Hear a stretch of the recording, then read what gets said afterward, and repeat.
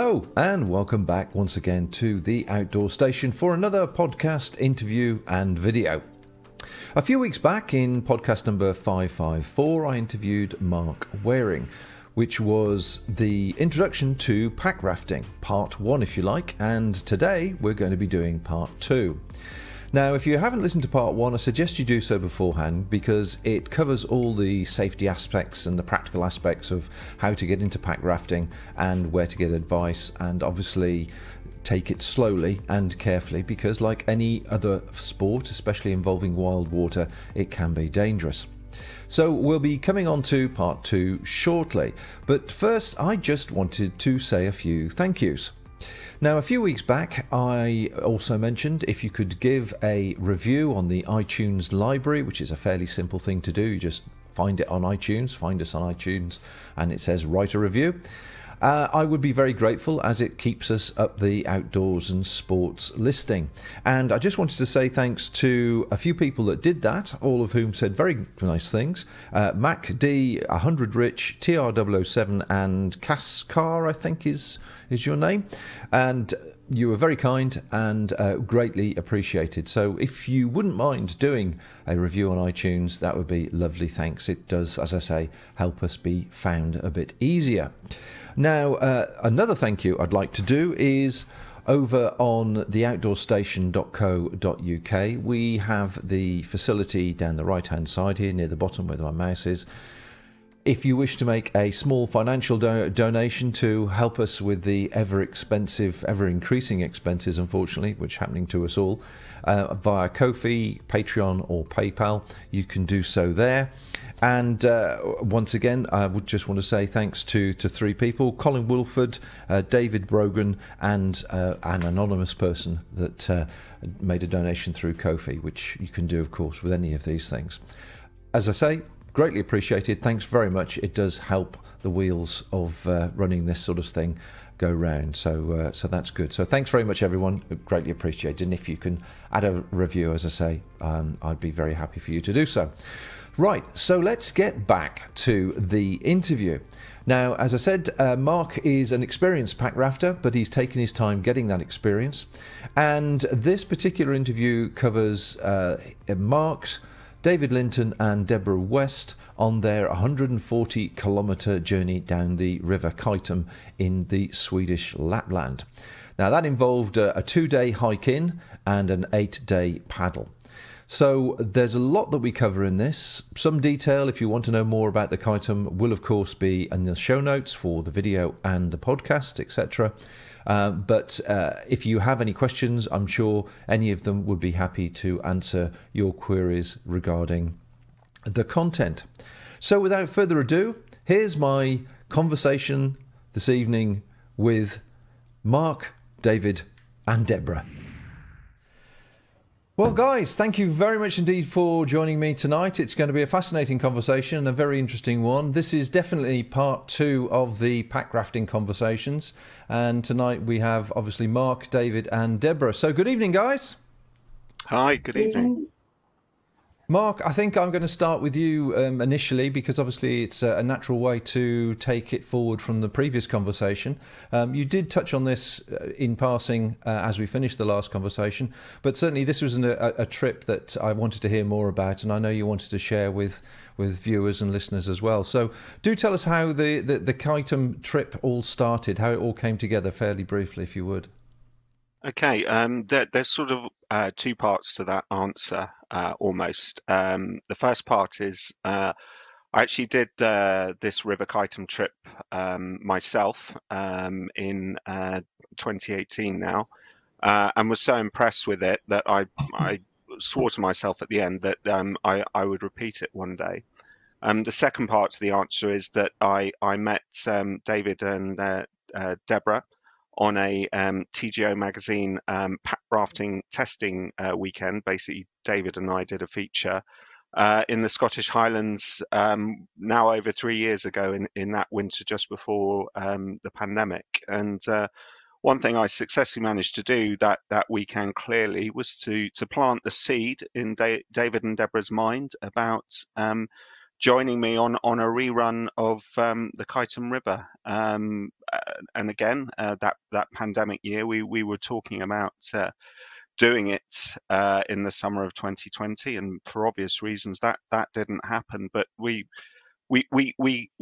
kept the embers of that idea alive between us, so over that long period of isolation and restriction on travel. And then we started to talk about it seriously again in January of last year, so in January of 2022. And I think what possibly, though they can answer for themselves, what both of them were interested in was something which is a step up from Scotland. So you've got a wilder river system, you've got a wilder landscape, but equally what the Kaitum can provide as well is it's got an internationally renowned trail that you can use to access it. So no expensive flying or anything like that. And also a real bonus to the River Kaitum is the fact that it's got a river map as well. So it's got a huge advantage that generally what's coming ahead of you, and you can plan accordingly. So when we got back from the Scottish Highlands, and in the course of writing up that TGO article, I sent out a copy of that river map that you've got up there, Bob, which can be found on a link that you'll put on the program notes. And with that in front of them, I think really embedded the idea of a good testing pack rafting trip of around about 10 days, which has got all the core elements of what pack rafting is about. So you've got a hike in through spectacular mountainous landscape, and then you've got a good 8 days on a wild river system, which you can see there from the Google Earth pictures that you've got up there. And you've got some superlative scenery as you drift through high mountain lakes. On the picture in front of us, we can see the start of it, and then pick up a river system which has got all the full gamut of rapids, from easygoing class ones up to frightening class sixes. But for us sort of intermediate pack rafters, there was plenty of there to test us and to challenge us. That's a great introduction. Thank you very much indeed for making that clear, Mark. I was trying to just pad out the background information there as you were talking. So that sounds like a real challenge for you all, really. But as you say, you're sort of semi-familiar. You've been there before, so you've got a bit more of an idea of what to expect. Because I should imagine coming into that sort of area for the first time would be quite unnerving for most people. How did it actually sort of compare to Scotland as a landscape, really? Possibly that's a question better addressed by David and Debra, who are both resident in Scotland. I mean, to me, Northern Scandinavia is it's a very familiar place. I married a Swede, so I've been knocking around there for 20 years. I guess it's a step up. It's up another level. So I think David described the mountains at around about 50% bigger than the Scottish Highlands. The lakes are bigger. The rivers are bigger. That said, it's a level down beyond places like Alaska and the Yukon Territory. So it's a good place to test yourself and to stretch and challenge yourself. But equally, you're not quite in a landscape that's going to present the range of difficulty such as Alaska or the Yukon Territory. But yeah, northern Sweden, Norway, Finland, beautiful places and some really superlative scenery, which is on our doorstep almost in the UK. Well, I mean, gorgeous. I think you said that the access to your in point was fairly well trodden because there's it's either on or just off the Kungsleden Trail. Is that correct? Yeah, that's exactly it, Bob. So the Kungsleden, which is around about a 450 kilometer trail, which runs through Swedish Lapland from Hemavan down in the south up to Abisko in the north.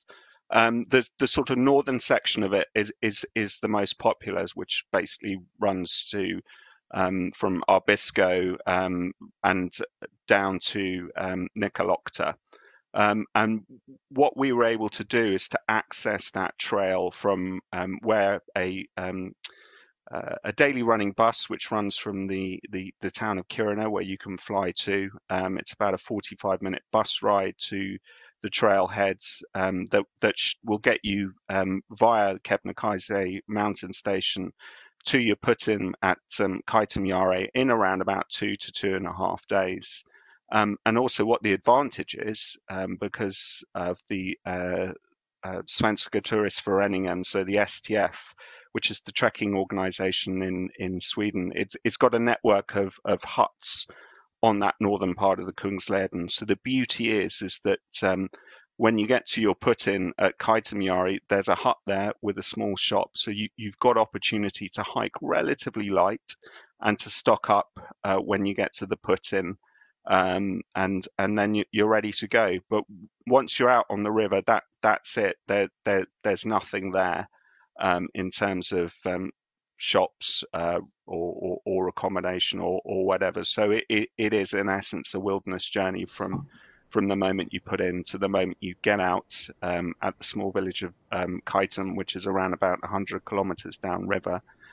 But again, the logistics are good for you because Kaitum has got a small railway station which has got a service back into Kiruna at around about an hour's travel time. Well, certainly I'd like to take that a stage further, as you say, and ask David what his thoughts were and impressions on the setting foot for the first time into the wilderness of Sweden. Yeah, it was interesting. I'd not been to, well, I'd been to Sweden before, but I'd not been into the Arctic Circle before, Arctic Lapland. So no, it was interesting. It's not so wildly different. It's sort of, I think I described it to Mark and Debs as sort of strangely familiar. So there's a lot of the flora and fauna. So, for example, when you're walking in, you're kind of a lot of the landscape, the sort of the terrain underfoot was quite similar to the Cairngorms, so it was quite sort of tundra-like. This obviously that shows an area. It was very wet on our first day of walking in. This is a very well trodden bit of the trail which gets you into the Kebnekaise hut, and then around about this point things started to kind of feel a little bit more remote. And so so the mountains are kind of, I guess the cliche is that it's Scotland on steroids. So everything is a little bit larger than life, or larger scale. But there's a lot of things that are kind of familiar around about it. There's some sort of remains of a Sami hut there. That's, I guess, a little bit like a shieling in Scotland, perhaps. So there's sort of there's the remains of So the idea of it being a wilderness trip is also quite interesting as well. So it's a long journey without shops, but then there's parts of Scotland that feel quite long and without shops as well. So. And this is a lived-in landscape, so it's the reason it's in such good nick is largely down to the Sami people, who've looked after it for obviously millennia, if certainly many generations. So it provokes all these kind of thoughts and I guess comparisons. One of the things when you get a little bit lower down, that you can see in this photo is that obviously things flatten out a little bit, and certainly we're into what's called the boreal now. So which Mark will be able to sort of tell us a bit more about perhaps, but you're into this amazing kind of alder and birch forest, and it's actually really difficult. The easiest way through is on the river. It's actually quite tricky to walk through some of this, as we discovered a little bit after these photos were taken. And you're into this, the woods and the forest are really, really impressive. And that certainly provoked more comparisons in my mind as to sort of other areas of Scotland which are less wooded than where, Debra and I live in the Cairngorms.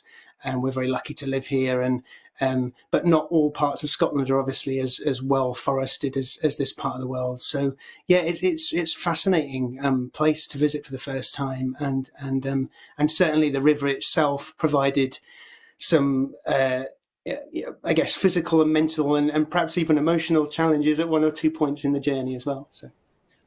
And what about yourself, Debra? Did you have the same sort of emotive feelings when you were walking there for the first time? I take it was your first time in Sweden as well. Yeah, it was my first time in Sweden. I have been that far north before. I've been up to the Arctic Circle because I've been up to the Lofoten Islands. I did some hiking up that way and did a kayak camping trip as well, over a few days. So I was kind of prepared for whatever the weather could throw at us. And I guess living in Scotland, you tend to be able to deal with things like that as well. But very excited to go there and do a longer trip. And great to have Mark there, who obviously knows the country really well, speaks the language too. And, we could, so it was different for me because I usually do things on my own. So it was great to do a trip with a couple other people, a longer trip, and enjoy, the different contributions that everyone makes to the trip. But yeah, really exciting to get there. We sort of brought certain staples with us. We bought some things before we left to do the walk-in, and then further things at the lake for the put-in. But yeah, just excited to see the landscape and go somewhere that had more wilderness and, bigger spaces, I guess, between hitting civilized spots again. Yeah. I know that all three of you are fairly experienced at this packrafting generally and have the safety always at the forefront of your minds. But did you feel there was any more apprehension, shall we say, than you would be in Scotland, particularly as you're with a crew doing it? Were you comfortable from a safety point of view and a sort of solitary point of view more than a personal safety? I'm thinking about the solitude, if nothing else. I wasn't concerned about the solitude aspect of it, or being far away if someone needed help. I think we would look out for each other, and we talked about the safety gear we had with us. I think we were very well prepared for that. I think for me, as I guess an intermediate pack rafter, it was the unknown of traveling on water, that there was a much higher volume of water than we're used to, I guess, in some of the rivers that we've been down in Scotland. David and I have had a couple of forays now, the Middle Findhorn, and obviously got the Spey right near us here as well. But so very different travelling in river systems in particular, where you've got a bigger volume of water to deal with and different river dynamics. Used to the lakes, though, I guess, travelling on open lochs, I was quite comfortable even when we had a couple of days on the bigger lakes where, the wind whipped up and we had a lot of strong paddling to do on one afternoon in particular. Excellent. Grand. Okay, well, I'm going to come back to you then, Mark, if I may. If we can pick us up where you did the put-in. I've got some lovely pictures from Debra, actually, which are show some of the equipment that she packed, obviously, and I guess you're all very similar from that point of view. So if you'd like to talk us through the put-in and the story, and I'll run some of Debra's pictures. Okay, so the story is, as I've mentioned previously, we had a 2-day or so hike to the start of the Kaitum River journey, so to speak, which is the Svenska Turistföreningen hut at Kaitum Yari, and it was an excellent opportunity just to stock up on additional food. You can see a picture of Debra's gear there. She packs very well, actually. And it was an opportunity then, therefore, to walk in lightly, but to supplement our river trip, which was about to start with additional provisions. And then the Kaitum really, you'll probably find out through the course of this conversation, it's a water journey of various stages. Of course, they all begin at airports, as that picture here shows us. But once you put in the river, once you put in on the big lakes of the Kaitum, you've got several days paddling on flat water, which in a way is quite good because it just gets you out of the hiking mode and into the water mode, and gives you time to sort of adjust and feel comfortable without any challenging rapids being presented to you. And then after about a day or so to 2 days, depending on the weather conditions, because when you're paddling on flat water, if you've got the wind behind you, you'll literally surf a big lake. If it's in front of you, you're going to have a hell of a time. But yeah, the Kaitum River itself starts at the far eastern end of the big lake of Kaitum Yari, and it picks up really through a couple of easy-going rapids, so a class 1 and class 2, before you're deposited again into a slightly smaller lake system. So what you've got up there, Bob, you've got the river map, which is available on the link, and it shows you at the top strip. That's the first lake system, so that's Kaitum Yare, which should, depending on the weather, is a day to 2 days travel. And then down, if you look at that top strip again, you'll see at the far right where there's a sort of Roman 2. That's the little portal, which in effect is the start of the Kaitum River and where the rapids start to pick up. So what's great about the Kaitum is it gives you time, it eases you into the journey itself, just gives you time to mentally adjust, to get used to the feeling of water beneath your boat, just to sort of hone your skills a bit before the options or before the challenge of the bigger rapids comes at you in a couple of days' time. And during the course of those first few days on the Kaitum, so through the big lakes, there's some really excellent campsites that were presented to us on the way. It's worth noting that the weather at the beginning was as you can see, sort of mixture of cloud and sun, really quite pleasant. When we put in, it got a little bit colder, and we really only had one very cold day, which was on day 2 really of paddling, and then the weather began to shift upwards a gear, which in a way made being on the river easier because you're less cold. But then, as something that we'll talk about during the course of this conversation, is insect life really started to pick up, and that became the challenge then of being on the river, and particularly in camp as well, which was dealing with hordes of ravenous mosquitoes. But yeah, first few days on the big lakes, if you got clement weather, it's nice and calm. It's almost a paradise, as you can see from the pictures that you're showing now, Bob. It's superlative mountain scenery, spectacular fells around, snow-capped in the early part of summer. So yeah, that was Camp 2 when we put in on the river, and yeah, I think you really appreciate the place that you're in, and what a special place it is.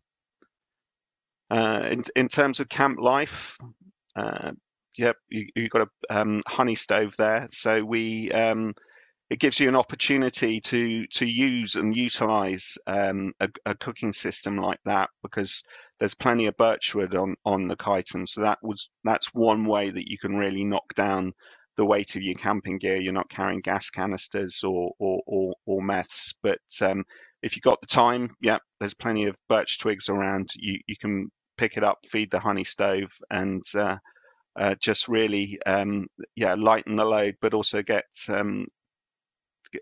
a brew in as well whilst enjoying the smell of birch smoke. Well, I'm glad it was of some use to you, particularly with the mozzies. Deborah, I think you wanted to sort of talk about the impression the lake's made on you. So would you like to pick the conversation up there? Yeah, sure. As Mark mentioned, we got to the put in there. We'd stocked up on some more supplies at the STF hut. And then it was great just to get those heavy packs off. Of course, you're carrying around 20 kilos or so, the boys probably more than me as well, with all your pack raft gear and some staple food that we brought with us that we knew we wanted, because you're not always guaranteed what's in the shops there, but in the STF hut before you put in, and just topping up on a bit of fuel and things there too.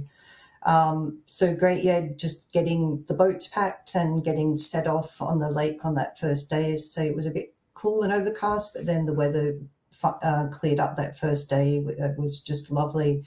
I think having those big, I think, Mark, you described them as cathedral type mountains, particularly on that first lake, as you're paddling out. I mean, I really enjoy paddling on open water and on coastal areas as well. So I love that feeling of space and, you know, just being in that sort of landscape and those snow-capped mountains Mark was talking about. So yeah, we got lucky, I think, the first couple of days down the lakes, but we did have one afternoon where the weather did pick up. And yeah, we had a good battle, I think, for a few hours to get up to, actually that was to get to the start of where the river starts flowing. So our first couple of camps on the lakes too were great. There were some mosquitoes around even on the first camp, I must say, but they were kind of big and sluggish. And I think because it was still cold that night, they were around, they were coming out, but they weren't being particularly active. And even though they were buzzing around the camp and landing on the shelters, they weren't really biting us then. So I think we were maybe lulled into a false sense of security that it would be okay.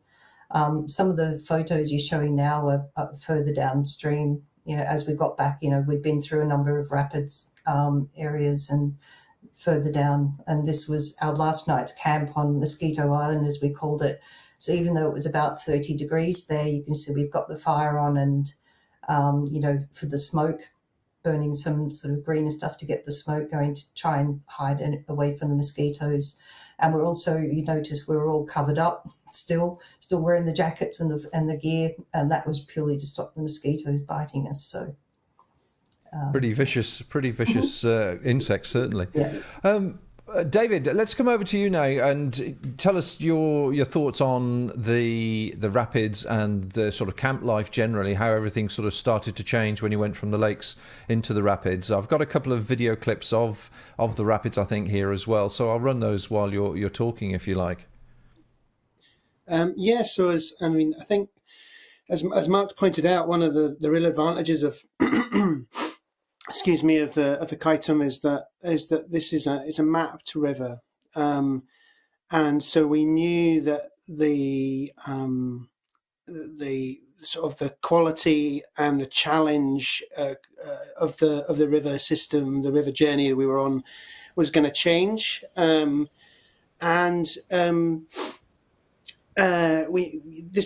sort of happened after you sort of exit. Just going to let Mark do his thing there. There we are, Mark. That's Mark just narrowly missing something that could have been a little bit more sketchy than it actually was. Good for him. So yeah, we knew that because the mapping's so good, we knew that the rapids we knew we were gonna enter a sort of a series of rapids. I think it starts really the main announcement is a class 4, which we did walk around. So we had a sort of a section that we were on foot for quite a long time, and at this point the weather was warming up, the mozzies were starting to bite, and it did also feel, I think, perhaps, you know, this is just from my point of view, it'd be worth catching the other views from Debs and Mark as well, but it also felt, I think, that there's a sort of a momentum to a journey, to a river journey, or be it a river or walking journey or whatever, and sometimes it's good to pause, and so that's what we did. I think we all needed a bit of a break, and we stopped at a particular place shortly after that class 4 river that we walked around, and effectively just needed to down tools and to slow down a little bit, and that was a chance for, as Debra mentioned earlier, to take stock. It meant that we could effectively have a sort of base camp for a day or two, change of perspective, walk up onto the fell, get away from the bugs, but also a chance to start kind of looking at these rapids and breaking the sort of challenge of individual rapids down, and being a bit more systematic about it. It's probably worth saying that in 2020, I had quite a close call on the river. I was with Debra at the time, much to my shame, and we were on the Findhorn, and I think that kind of I know that definitely informed my own sort of subsequent forays into back onto the river. It took me a year to get back on the water, and once bitten, twice shy. And definitely going into this, I was aware that needed to do things quite a lot differently. This is the Class 6 that Mark mentioned. I think earlier on we didn't run this. I think it's safe to say that this is sort of beyond our sort of remit. It's quite a long rapid. Sort of individual sections of this would probably feel like they would go, but it's quite a lengthy thing. That anyway, so it was a chance really to sort of stop about halfway. What felt like perhaps halfway through the journey, just to sort of stop and take stock. And by doing that, I think you give yourself time to enjoy the challenge that's there, but to do it safely and to do it systematically. And I think that then meant that when we then continued on the journey, after we'd had our walk up onto the fell to kind of take a breather from all those bugs that were starting to bite at that point, it meant that we were then able to sort of break down the rapids that occurred subsequently, and for us all to then sort of enjoy them. And it's not that we ran every single rapid, but we made, I think, perhaps slightly more calculated, informed decisions about the ones that we chose to run and the ones that we chose to move around, portage around. Hopefully that kind of gives a accurate description of what kind of happened in the middle of the trip. I'm sort of very conscious of not just going hell for leather anymore. I'm now older and I don't know about wiser, but certainly I get a lot of pleasure from trying to do things well and not just go at them like a bull in a china shop. So there we are. The Mozzies obviously have been mentioned several times. I'm just trying to find the pictures while you were talking there, and some video clips to show people the joy that they obviously brought to your life. Who would like to detail the thrill and any things that you could actually perhaps should have considered or could have done differently to improve your comfort level? Yeah, I can give a perspective on it. So I did this trip in 2018 at the same time of year, and the mosquito activity during those first 2 weeks, last weeks of June was minimal, and that sort of makes sense really, because when you're at that latitude, that far north, really you're still in spring. So unlike Scotland, where late June you could expect the midges to be biting hard. You're just coming out of spring in Lapland and above the Arctic Circle. And what happened this year, so in summer of 2022, is they had a very cold winter with a lot of deep snow. And that winter sort of lasted well through May and into early June. So indeed, when we were planning this trip, and we were looking at weather reports, it was looking cold. So temperatures were still below freezing. So there were different factors at play, such as would there be ice on the big lakes? Would we be paddling through the spate, which would be dangerous? Would we have enough warm clothing? And the last thing that I was considering at the bottom of that list was mosquito activity. So during the planning, as we got nearer the trip and we had a Zoom call, I advised David and Debra that I didn't think that mosquitoes were going to be a problem in this period, and so late June, because it was spring, because the weather was looking cold, and they were probably a week or two away. What indeed happened is that was quite literally phenomenal. So when I came back to the UK, I read the Swedish media, and it was being reported that the uptick, the sudden explosion in mosquitoes was exceptional. And how it came about really was that they'd all been tucked up under their snowy blankets, the larvae, and basically when the hot weather came, which came pretty much during our trip, and certainly within the first few days on the water, the temperatures jumped from around about 12 to 13 degrees up to nudging on 30. So you're suddenly getting this heat on the bogs where they lived, and there was an explosion, and it wasn't just one wave, but there were about 2 to 3 waves suddenly being released at the time. So we're paddling out of the big lake, so we're dropping in altitude. We're getting into sort of real boreal bush, which is the birch forest, and where there's the bogs and the mires that they hatch from. And yeah, quite literally, they exploded, and just the uptick on a daily basis was incredible till when we got out at the small village of Kaitum. I mean, it was beyond a joke. I mean, it was almost like a horror film. Quite literally, they were crawling all over us. So it was almost becoming problematic. I think my face swelled up as a reaction to the amount of bites that I was getting. We probably didn't have enough mosquito protection on my advice. Sensibly, Debra ignored me, and she bought some. So we had a small amount of smidge and some small head nets. But there you go. That's Debra's net, which was typical of all of us, really. It just showed the intensity of the bites that we were getting, and it was constant. So part amusing, but part horror show.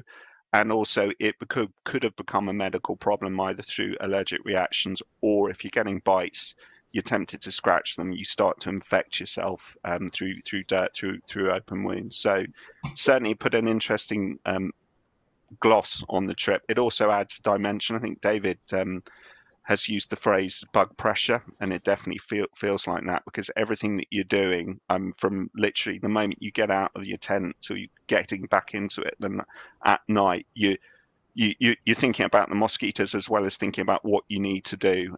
So yeah, bug pressure, plenty of it. Wow! So obviously they were giving the midge a run for its money. By the looks of it. So David and Debra, what were your final impressions as you were leaving the river? What was your overall impression of the actual adventure? I would say your best bits and worst bits, but I think we've covered pretty accurately what the worst bit must have been. So David, first, what was your greatest takeaway from it all? It was a great journey. It was well recommended. So yeah, it's an excellent journey for. It's nice to do these things that are slightly longer and that have a beginning, middle, and end, and it does have a logic to it. It's also, as we've mentioned 2 or 3 times before, it's also great because it is so well mapped, and that those maps are pretty accurate. They're not. We discovered that they weren't, foolproof, but they're certainly accurate enough, providing you pay attention and you're all on the case with exactly where you are and exactly what it does give you a pretty good sense of what to expect. So I love the journey aspect of it. I love the if you like, the sort of touched on before, the sort of the similarities and the differences to this country. That was really interesting and exciting for myself, and I also really enjoyed. I think we kind of started to come together as I'm quite interested in group dynamics, and I travel a lot in small groups. Perhaps do a little bit less solo travel than I used to. And it did feel like after we had that little pause, we did sort of start to come together. We started to gel a little bit as a team. And so I really enjoyed that part. And it felt like I think we all commented at the end that we felt like we'd become a bit more confident on the river, or we'd become sort of, you really start to feel after 10 days on the water, you really start to feel at one with the boat and with the river. And as silly as that might sound at times, but if there's I forget the name for it, but there's a phenomenon that happens when you're on dry land. If you close your eyes, you can feel yourself rocking, which any sailors listening will or watching will be familiar with that phenomenon. I forget the name. It has a particular name, but fantastic journey, and I enjoyed the fact that we did it safely. And also we stretched ourselves a little bit in terms of sort of technical whitewater. And we did that in a place that isn't, it would be easy to back off some of the stuff that we did, but it felt like we stretched ourselves in the right kind of way. So I really valued it from that point of view, and I'd love to sort of try something like this again. Fantastic. What about yourself, Deborah? What can I add to that? I loved the whole journey, I've got to say too. I really did. Even now, the mosquitoes are just a story to talk about, aren't they? It's like living with midges here in Scotland, but those things are bigger. As David said, it's a journey that has that start, middle, and end, and having that enjoyment of the walk-in despite our heavy packs. I loved being up in the country, up in the mountains there, and having those high camps, and then gradually, the landscape changing as you're moving through it, and just trying to make your way through some of the landscape. David mentioned it's easier to actually paddle through the river there than to actually try and walk through the bush beside it. So, the couple of portages we had and things like that, although they were hard work, it was interesting. The break in the middle, I think I agree with David's points there about it was good to sort of have that break in the middle. I think for me too, it was helping prolong the trip a bit, it felt like. So having a couple of nights in a base camp and then having that walk up to the fells was great. It was good to get away from the mosquitoes and the other biting flies and everything else. And just look at the detail, the plants and everything else as well. I mean, I love that aspect of it too. You saw some of the photos I took of the plants up in the Alpine area, but the similarities too with Scotland, the sphagnum mosses and things like that. There's a lot of the colours that you relate to that remind us a lot of, around here near the Cairngorms and things like that too. So, well, you've certainly got a lovely portfolio of images. Well organised and Yeah, as a lovely portfolio of images from the actual trip itself. So rather than sort of go into any detail about gear, because we sort of touched on the previous podcast anyway, is there anything that stood out for you as being the best piece of equipment and the worst piece of equipment? Just very, very briefly, if I can take it in turn, starting with you, Mark. Oh yeah, that's an easy one for me, because I had a rucksack which literally fell apart as we stepped off the bus at the beginning. So it was hanging by a thread. So yeah, that's an easy one for me. It just about got through to the end, but it ended up in a bin. And any good piece of equipment, any outstanding piece of equipment that was well worth the journey, taking it with you? Yeah. I had upgraded my pack raft. I think I talked about it on the previous conversation that we had, Bob. But I had now have a pack raft with a tie zip, which means that you can store stuff inside the pack raft itself. You've got a waterproof zip that seals it, and then you inflate it. That completely changed it for me, because I didn't have a big rucksack sitting on the front of the boat obscuring my view.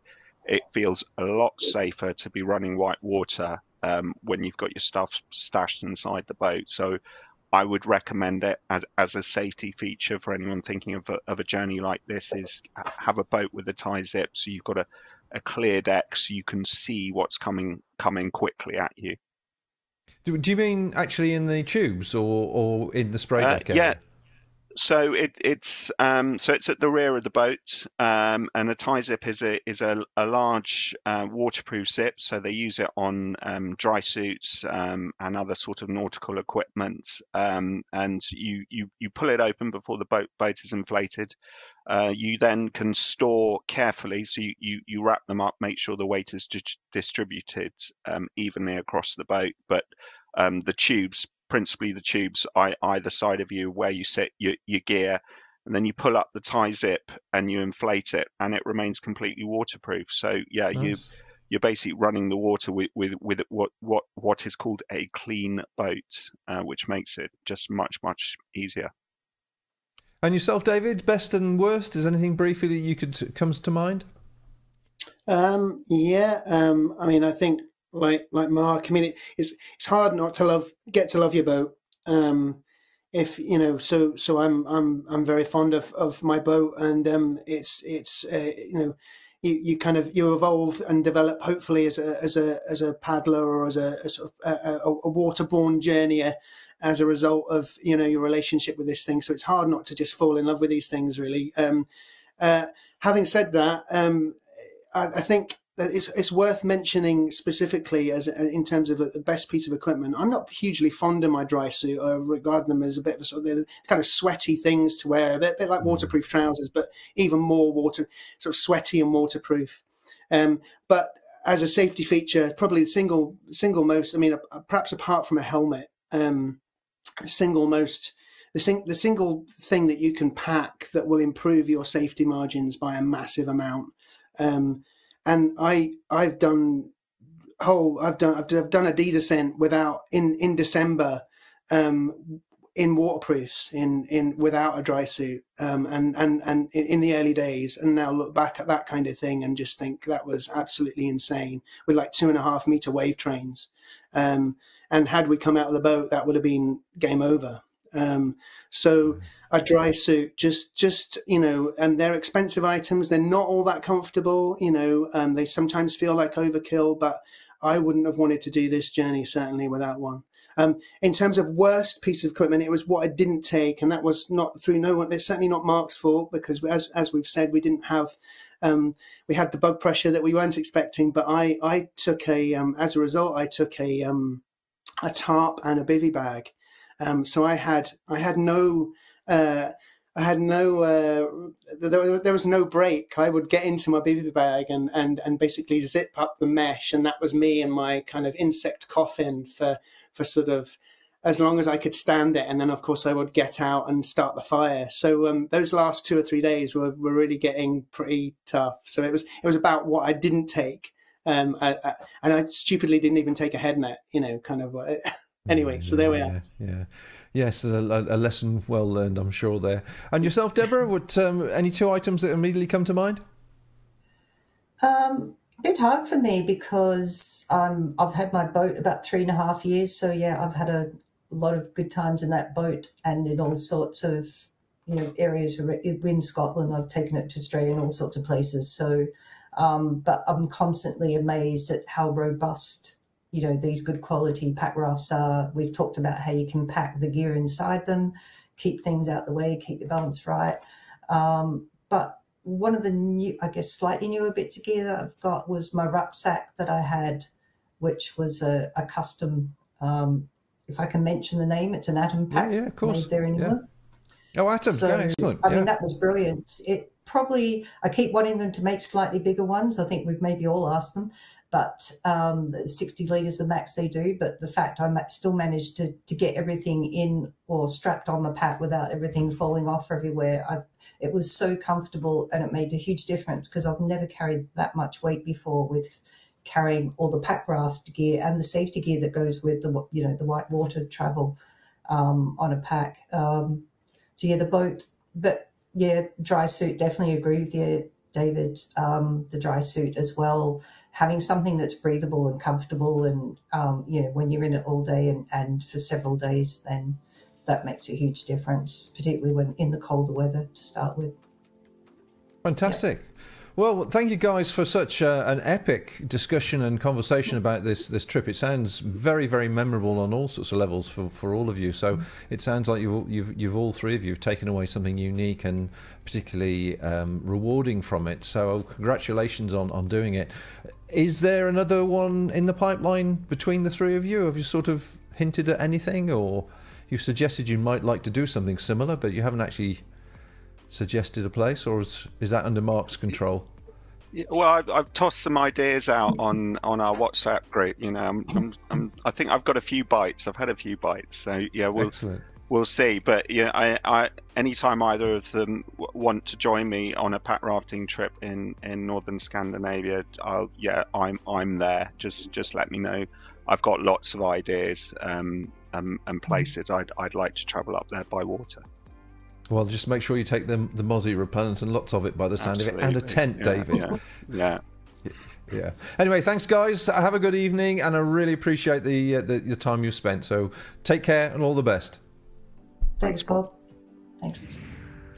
Well, I hope you enjoyed that, folks. And of course, my thanks go to my guests, Mark, David and Debra, for taking the time to share their story. As you can tell, the whole adventure has left a very big impression upon them, and I think they're lining up something equally impressive for their next adventure.